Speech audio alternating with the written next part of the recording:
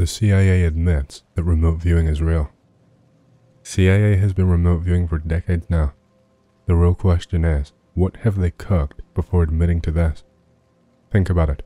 Remote viewing is basically proto-telepathy. They probably figured out telepathy a long time ago too. And remote viewers of today, like Farsight, have recently talked about how their RV sessions are tampered with. Check out their latest Epstein videos. The psychic war is unironically already a thing. Psychic spies and psychic wards. I have been doing RV for years now. It works. It feels cool the first few times. Then you realize that people like me have been doing RV their entire lives without knowing it. Synchronicity, intuition, prescience, etc. And that the protocol is just a militarized and ordered script for the purpose of focusing that power innate in all of us. It has always been there. Most are just blind, since they cannot believe in themselves. I've managed to send thoughts to others. I started sending my thoughts to people streaming live on Twitch. Then I noticed it worked on their archive videos, so you can send your thoughts to the past. It was clear that something was up when seeing tarot videos of people channeling. They'd go and depict my room's wallpaper, so I knew that they could remote view me. But, wait, those were videos recorded in the past.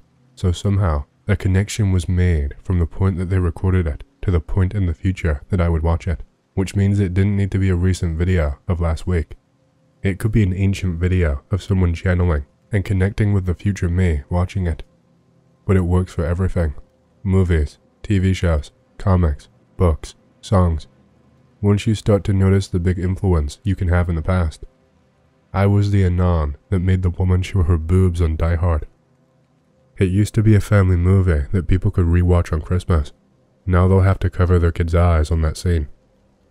If remote viewing and astral traveling is real, and everyone has this innate ability, it is a major threat that needs to be controlled and should be the #1 priority of the security apparatus. Well, that was plus 40 years ago. How does it work? What is the science behind it? How do you use and control it? How do you build technology around it? How do you weaponize and defend against it? How do you hack people's consciousness? How do you access and operate in the astral field? Are there anyone else there? What world of possibilities opens up if you can crack all of this? If you study the UFO phenomena, there's a paranormal/supernatural aspect to it. The CIA released a file on May 22nd, 1984, titled Mars Exploration, in which they sent a psychic to remote view and look at the planet. This was a part of Project Stargate.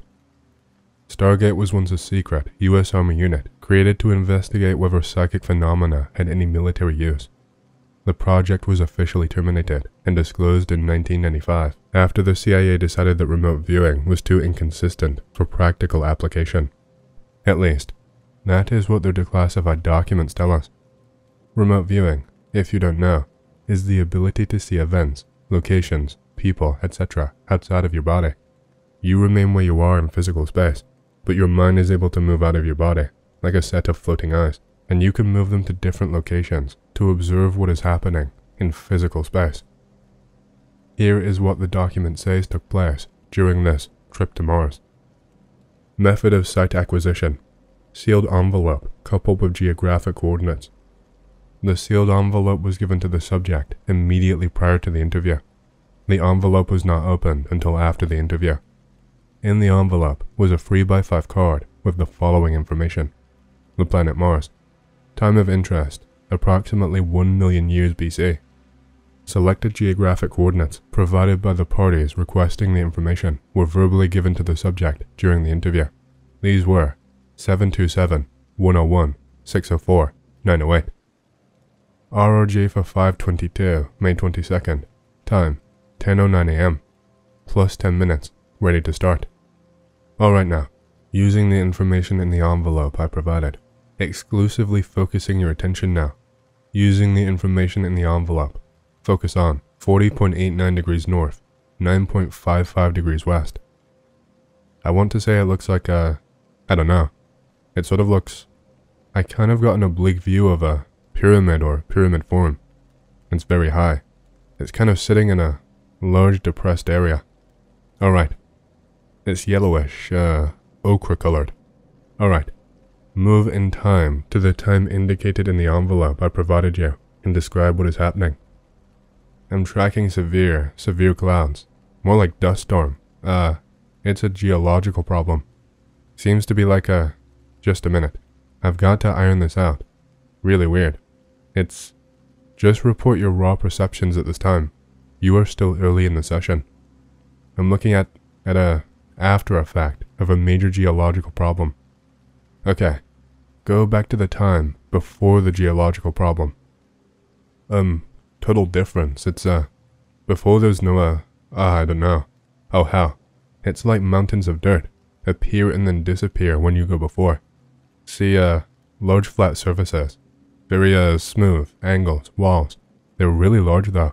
I mean, they're megalithic, Alright.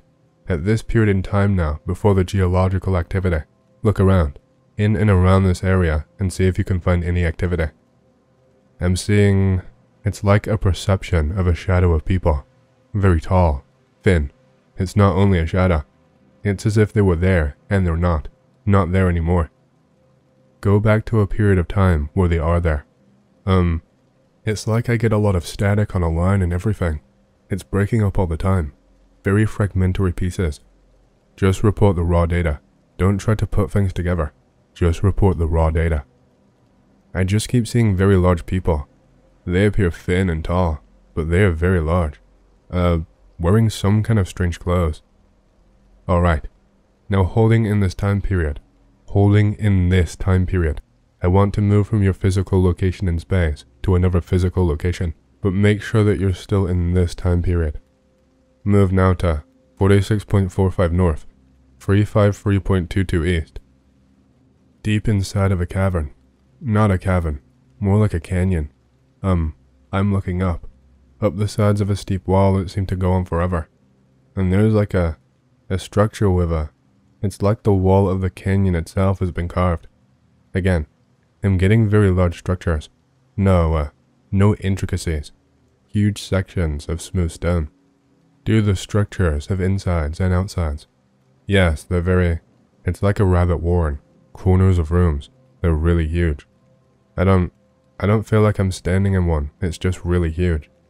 Perception is that the ceiling is very high. The walls are very wide. Real time, plus 22 minutes. Yes, that would be correct. Alright, I'd like to move now to another location nearby. Alright, move from this point in time. They have appears to be the end of a very large road, and there's a marker thing that's very large. Keep getting Washington Monument overlay. It's like an obelisk. Alright, from this point then, let's move to another point. Move now to 35.26 north, 213.24 east. It's like I'm in the middle of a huge circular basin of the range of mountains by almost all the way around. Very ragged mountains, very tall. Basin is very, very, very large. Scale seems to be off or something. It's just really big. Everything is big. I understand the problem. Just continue. See just a right angle corner to something, but that's all. I don't see anything else. Okay, then let's move into a little different place. Very close.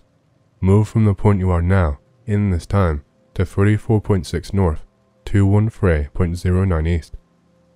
There's a cluster of squares up and down. It's like you want to make them square anyway. They are almost flush with the ground, and it's like they're connected. Something very white, or reflects light. What's your position of observation as you look at this thing that reflects light? I'm at a oblique left angle. Sun is weird. Look back down at the ground now, and we're going to move just a little bit from this place. Just a little bit from this place. We're very close by. Now move over now to 44.57 north, 212.22 east. It's like I can just perceive like a radiating pattern of some kind. It's like some really, strange intersecting kind of roads that are dug into valleys. You know, where a road is just a little bit below the edge. Tell me about the shapes of these things. They're like real neat channels cut. They were very deep. It's like the road went down. Okay, now I have. I notice electrically you're nulled out a little bit, and I want you to stay deep and recapture your focus here. It's really tough. It seems like it's always just very sporadic. I realize that. It is very important that you maintain your focus. I have a movement exercise again for you, and this is some considerable distance away. So, holding the focus in time, remember the focus in time that you had before, and moving now to 15 degrees north, 198 degrees east. Take some time and get back deep. See the intersecting, whatever these are, aqueduct type things. These rounded bottom carved channels, like road beds. See pointed tops of something on the horizon. Even the horizon looks funny and weird. It's like a different, misty. It's like really far, very vague. Okay, another movement now. 80 degrees south, 64 degrees east. Away. See pyramids. Can't tell if it's overlay or not, because they are different. Okay, do these pyramids have insides and outsides? Got both. And they're huge. It's really it's an interesting perception I'm getting. I think that he's losing his ability to move accurately, but he is attracted to things that are interesting, so we're going to go of his own. We're going to let him go ahead and explore what seems to be interesting to him, rather than move on the targets indicated here. It's filtered from storms or something. Say that again? They're like shelters from storms.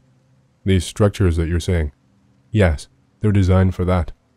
Alright, go inside one of these and find some activity to tell me about. Plus 47 minutes real time. Different chambers, but they're almost stripped of any kind of furnishings or anything. It's like a strictly functional place for sleeping, or that's not a good word. Hibernations, some form. I get real raw inputs. Storms, savage storm, and sleeping through storms.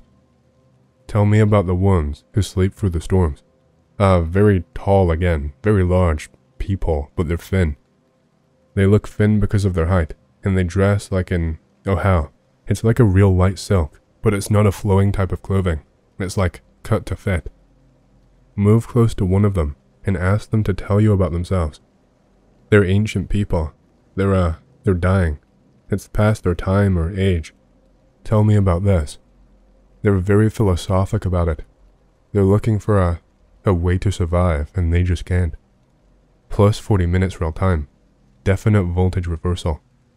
Can't seem to get their way out. They can't seem to find their way out.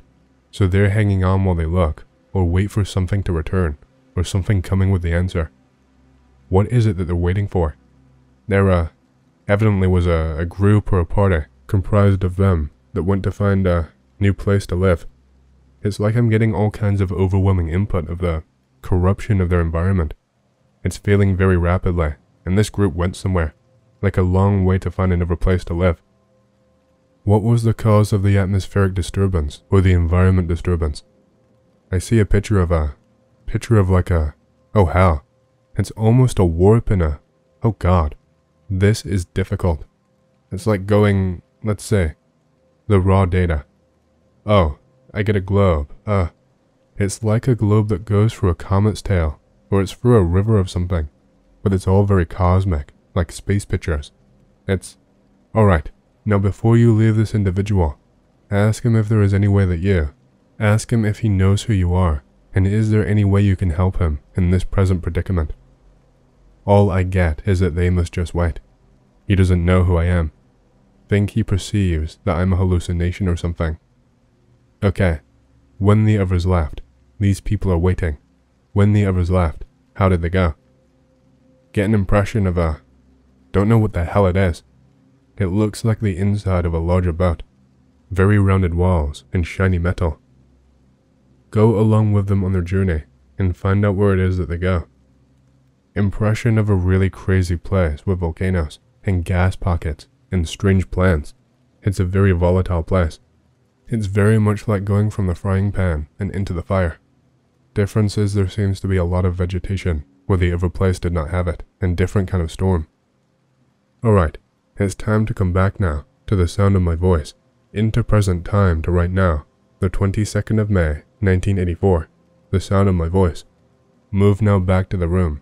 Back to the sound of my voice. Back further now to the sound of my voice on the 22nd of May, 1984. End of interview. Working as a camp counselor for a scout camp a few summers ago. Last week is a large canoe trip with all the kids. Our lead guide falls sick and has to go to the hospital. Instead of cancelling the trip, all of the counselors decide that we can hire a guide from the nearest town. Find a guy in town who was reluctant, but we managed to convince him by paying more than offered and throwing a 24-pack of beer. Day of the trip comes, and he arrives with a rifle in tow. We tried to convince him to leave it because we've got kids here and don't want them scared as to why we need a gun. This is Canada, so guns are not too common, especially with city kids. He says it's for defense and how he knows this place better than us, and it will be wise to have it just in case. We have already paid him. He had already drank some of our beer, so we said fuck it, just have the gun out of sight from any of the kids. The canoe trip is fairly uneventful for the first 2 days. We are following the river and stopping at various areas along the way. Day 3 is really hot, and the kids and counselors are tired earlier than anticipated. We decide to stop on a large island in the mid-afternoon and make plans to camp on it. When we get ashore, we see some rock formations that look prearranged, almost artistic in a crude sort of way. We unload the 6 canoes we have and set up camp. Some of the kids decide to wander into the forest and come back screaming. They found bones all over the forest floor, scattered in all manner of places. The guide that we hired looks nervous, steely eyes looking around at the rocks, and goes into the woods to see the bones. Couple of our kids go on the other side of where he went in and find those hut sort of arrangements made out of branches, kind of like the ones homeless people will make in the woods. The guide comes out of the woods and finds those counselors. Tells us we should not stay here and it's not safe. Ask why, but he won't divulge. Tell him it's too hot to pack everything back up and continue down the river. Everyone is too tired. He warns us that this island belongs to someone or something and that we should not be here. We laugh it off, because if it belongs to someone, they'd surely be out and ready to talk to us to get off almost as soon as we arrived. We've been here for 2 hours and no one has approached. He looks at us with contempt and goes and lays down in his canoe. Few hours later, sunset, and everyone is really relaxed. Some of the kids have decided to explore the island a little bit more. Others are swimming. The other counselors and I are looking over the map and planning for the next day. Realize the island we were on is huge and stretches on for a good several kilometers. We are going over this when we hear an ungodly scream come from the forest. Like an animal, wet and visceral, but different. Kids come screaming out of the forest, stammering that something is in there, watching them and throwing stones at them. One of the kids threw a stone back, and that's when the scream started. The guide hears this, runs up to us with his gun, and motions all of us to get to the canoes. Another scream rips through the air. Guide yells at us to move now or face the consequences. He goes toward the forest. We all scramble to the canoes, trying to make sure all the kids are present. We wait as we see the guide go into the forest. It's quiet for I don't know how long. Suddenly, a shot reverberates throughout the area. Then another. Then the guide comes running full tilt out of the forest, screaming at us to go, go, go. We get in the canoes and wait for him to catch up before pushing off. As we start to paddle around to the side away from the shore, several rocks come flying out of the woods and land on the shore and into the water near us. We paddle hard to the other side of the river and find some sort of landing. We demand to know what the guide saw in those woods. Tells us it was someone's territory, just not a person's. Encounter with Russian spirit of the forest. Hello X, today I got a story for all of you. First of all, mind the two things. English is not my native language, so bear with me please. And this is not my story, so I won't be able to provide extra details or clarifications. I got the story from my coworker, and he in turn got it from his best friend, who experienced it firsthand. This friend, let's call him Ivan for the sake of the story, lives in his house a good 150 kilometers north from Moscow, and his house is just literally in the woods. The nearest village is about 2 kilometers away, and then there's a shitty town with less than 15k population, 20 or so kilometers away. The point here is that this guy lives with his family in the fucking boonies. Even though Moscow and its surrounding area is the most populated region in Russia, it's still 75% just woods and marshes. Basically, unpopulated at all. Some big animals are living there: elks, deer, bear, wolves, bobcats, and so on. So, here is the actual story. My coworker heard this from Ivan once they were chilling in the bar after several beers. He said that some strange things started to happen in the woods around his house. He inherited that place after his old man passed away, and he decided to move there with his wife and son. Being an avid fisher, hunter, and generally an outdoors person, Ivan said this was the opportunity he had waited for. The house itself is a 2-story wooden structure with a big porch and a balcony on the second floor. As he said, the place was in great condition because his father lived there and took care of it. The house is located in a roundish clearing in the forest, with a single dirt road leading away from it to the nearest village. There is also a small lake not too far away from it. Ivan told that when he just moved there, it was like a perfect place. Woods around the house were teeming with all kinds of small wildlife, and when seasons come, with berries and mushrooms. In fact, he never saw that many in his life before. The lake was crystal clear, and the fish was big. He said this was all almost too good to be true. He started a small garden near the house to grow some veggies there. They would all grow really healthy, big, and darn tasty. Not too long after the move, his wife became pregnant, and later gave birth to 2 babies. He said that all this was thanks to the great nature around us. Strange things started to happen 2 years after he moved in. He said he started to spot new tracks in the forest he never saw there before. Tracks of bigger animals, bears, and deer.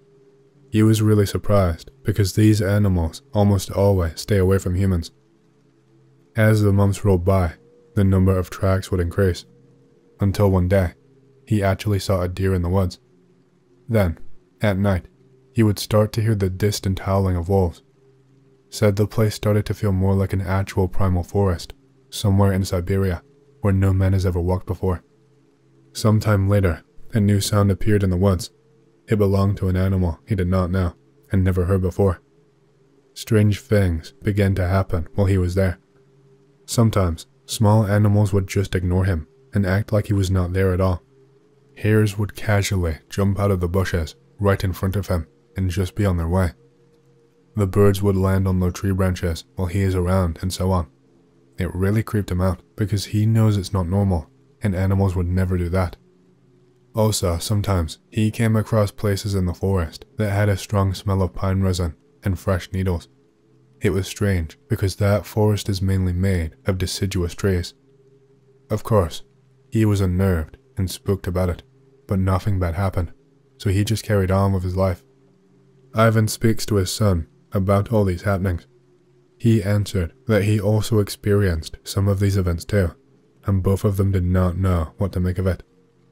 One day, 2 of his youngest kids casually brought up in the conversation that they saw multiple times a big dark figure in the tree line while they were playing around the house. Said it was just standing there, watching them, so they did not pay much attention to it. Ivan was at a loss for words and did not know how to react to this news. He forbade his kids to play outside on their own afterward. This is where things are getting real. After that, he would start to hear the forest humming in his head while being at home. Sometimes during the day, sometimes in the evening, and even late at night. He got a feeling as if something from the woods is getting closer to the house, until he too saw a big shadow in the tree line as he was sitting on his porch, drinking tea, and reading a book one evening. At that point, he stopped going out into the woods at all. 1 more month went by. He would occasionally see the figure in the tree line, hear humming in his head, and kinda got used to it. Then, one night he woke up to take a piss. Then he went downstairs to the kitchen for some water. That was when he heard the humming again, but this time, it was not in his head. He could clearly hear it with his ears, and the source of the humming was outside his house. In fact, it was right on the porch. I can't believe this dude. He actually just YOLO'd, went straight to the front door to confront whoever was standing there. He opened the door, stepped outside to hit the light switch, and as the lights turned on, he saw it. 2 steps away from him stood a huge, 2.5 meter tall figure. The creature turned to face him. It had a deer skull with antlers instead of a head. Its body was covered in some rags and animal pelts, with some greenish fur sticking out in uncovered places. Ivan just stared at it for a second, and then he literally jabbed that deer jaw with an uppercut and jumped back in disbelief. Then he heard a faint voice in his head saying, "That hurts. Why would you do this?" He just screamed back at the monster, something along the lines of, "What the fuck are you? You scared me shitless." And the monster telepathically answered him, just, "I'm sorry," turned his back, and walked away in the darkness. Needless to say, Ivan was shaken by his experience. He never expected anything like this. He spends the rest of the night in the living room, sitting on his sofa, hugging his rifle, and thinking about what it all was about.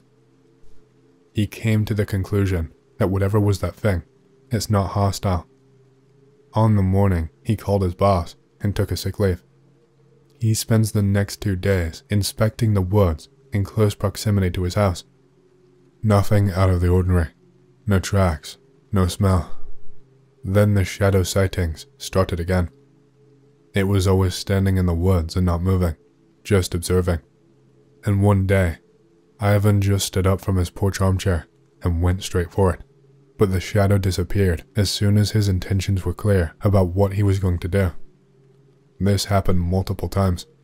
Ivan even shouted something like, "Come out, I just want to talk." His wife thought he was starting to lose it, but the son agreed with him and was also trying to contact the thing. He again started to go into the woods. Everything was normal for some time, but soon, the anomalous behavior of animals started again, and pine smells too. Shadow figure started to appear, watching and following him at the safe distance. The peak animal anomaly happened when he saw a huge male deer some 100 meters away once, and Ivan just straight up walked up right to it and pet it on the head. The deer was just standing there, looking at him. After the deer encounter, the shadow disappears. Instead of it, the actual monster started to appear in the tree line near the house, standing and observing in the same fashion.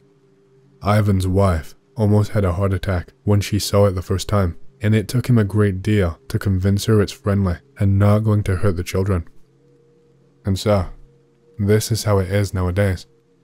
The monster just observes the family, disappearing if you try to approach it, and do not answer when you shout at it. But lately, Ivan started to wave his hand in its direction as a greeting, and the monster waves back. And this is it for the story. I repeated it as I heard it from my coworker, so let's hope he did not forget some important details. My thoughts are that this is the Leshy, a spirit of forests from our folklore. This would explain the teeming wildlife and berries and mushrooms in the forest. In the folklore, Leshy has a varying personality, from good-natured and helpful to vengeful and dangerous. The bar I work at is haunted. I don't really believe the stories, but I find them interesting nonetheless. Most of them are pretty bland though. A guy goes to the bathroom and sees a man taking a piss in one of the stalls. Doesn't hear anything, just sees the guy's feet. After he finishes up, he glances back at the stall and there is nobody there. Just little things like that. Another one I've heard a lot is when people are starting to get quite drunk, they will see a nun sitting next to them. She does not say anything, but it usually makes them stop drinking. Obviously, since it's a bar, I tend to chalk this up to people being very drunk and open to suggestion. The ghost stories are kinda known, but recently, a barback told me one. This guy was straight-laced, did not drink at all, and only worked there for a couple of months because he hated the atmosphere. One night after closing, he was helping the bartender clean the bar. Bartender steps out for a smoke. Barback is behind the bar, sanitizing the well, when he gets an eerie feeling and happens to glance up. There is a man sitting opposite him at the bar, staring angrily at him. The barback is looking into the guy's eyes when he fades away. Not disappears, but fades as though he has melted into the background. Again, I did not really believe it, but the guy seemed genuine.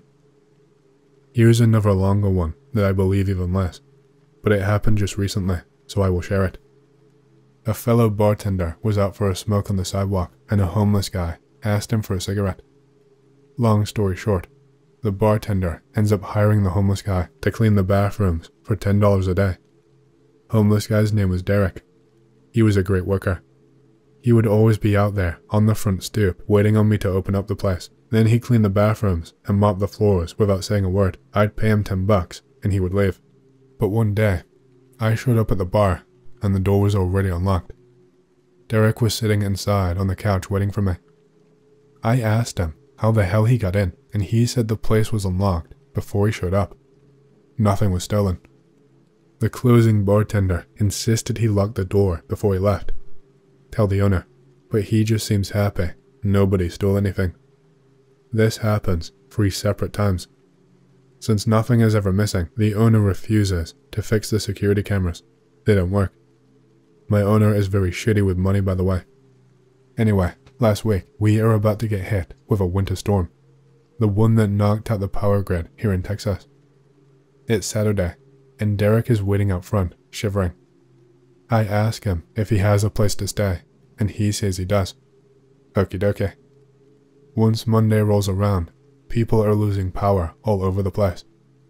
Since I live basically down the street from the bar, the owner tells me to see if the bar lost power. Thanks a lot, dickhead. I drive by, and it looks fine, but I get out and run inside to check on everything. I find the door unlocked, and Derek on the couch, wrapped in a thick blanket. These blankets are kept in a basement that is always locked. The power is on, so it's warm, but Derek is shaking like he just got in from the cold. I ask him if he is okay and how he got inside. He said he was sleeping on the stoop when some lady opened the door and let him in. He curled up on the couch and felt someone put a blanket on him. Then I showed up. There was nobody else in that bar but us. Like I said, it's hard to believe. Maybe the fucker just figured out a way to unlock the door and was lying to me, but I double-checked the basement that we keep those thick blankets in. It was locked up tight. I think the one that really stuck in my head was when I encountered the Hatman. I did not even know what it was until a few years later when I read about others having had the exact same encounter. Learning about this just makes it a lot scarier to think back to. Family used to live on an old farm when I was in my teens. Cool place, but quite creepy. Large house with this gravel courtyard and an L-shaped barn around it. We rented the house, and the barn has not been used in years. The barn was massive, and it had windows overlooking the yard. I remember I had my bike in one of the rooms. Every night I came home, I dreaded going in there to put my bike back. Kept having the feeling that someone was watching me from the barn. The whole fucking place was so scary, and I sometimes see it in my dreams to this day. If that was not bad enough, someone had actually died in there. He fell into the silo and got chopped up by those rotating knives. But on to the main subject. One night, I was upstairs, getting ready for bed. Remember that I forgot my phone by the computer downstairs. Go down to get my phone, which was scary by itself. I go down, and go towards the room where the computer was. The light was on in that room. As I turn the corner into the room, I bump into this tall, black figure. I could not make out any details, but it was like a big man wearing a robe or a trench coat. Thought it was a burglar or something at first. I was frozen in fear and felt like I was about to faint or panic. I closed my eyes and looked down in disbelief, and he vanished. It happened really fast. I grabbed my phone and ran the fuck upstairs. Just writing this and thinking back to it sends shivers down my spine. A short, very real story that happened to me. Be me, 19 years old, on the phone with my girlfriend. Hear a static sound on the phone. Jeff, can you hear me? Suddenly, I hear a scream coming through the phone. Oh my god, no, why? I hang up and call my GF again. Are you okay, GF? Yes, Anon, I'm okay. Are you free to talk again? Why? I heard a kid who was talking to you, but you didn't tell her anything, so she screamed. What the fuck? There's no kid here right now, GF. Weird. What happened? I have no idea, but my aunt said that in this house there's a little girl, around 4 years old.